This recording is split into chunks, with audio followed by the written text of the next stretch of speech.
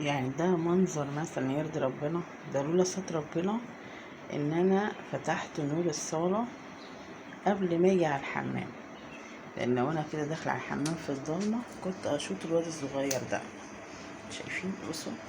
بصوا الواد بسيم نايم ازاي بطول الحمام.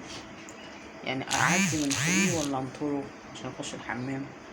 بصوا كارلا عند باب الشقه كده ونايمه برضه، مش عارفه تحبوا النومه هنا.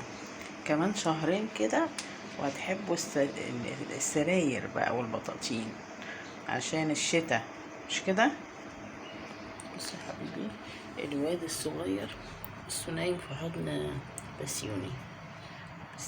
بسيوني بس الحمد لله رب العالمين. يعني هو ضعفان بس شوية عشان دي فترة نقاهة، وانتوا عارفين ان فترة النقاهة بتبقى اصعب من فترة المرض. يعني لسه الشفاء مش قوي يعني، بس الامل في ربنا سبحانه وتعالى كبير انه يقوم بالسلامة ان شاء الله.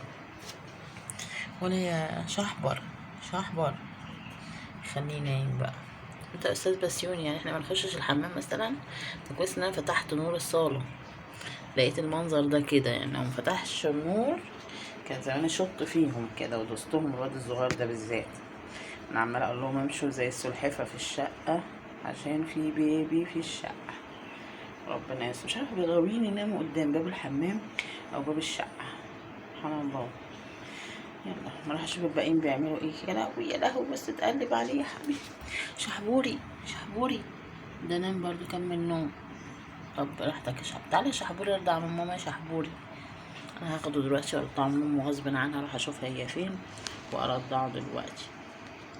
لقيت الهانم هنا نايمه وسايباه. مش نايمه، يا ريتها نايمه صاحيه، بس انا اول ما وديته في حضنها كده نام. هو تقريبا مش عايز ياكل يعني، شبعان الحمد لله.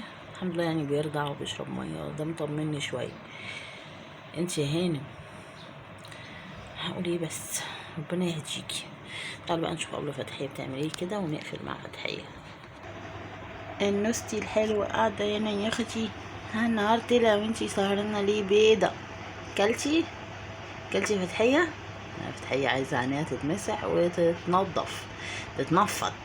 عايزة تتنفضي يا ولية، صح؟ يلا نعملك شوية بقى والصبح كده نشوف هنعمل ايه. ماشي يا تحتي؟ يلا سلام يا توحي، سلام يا روحي.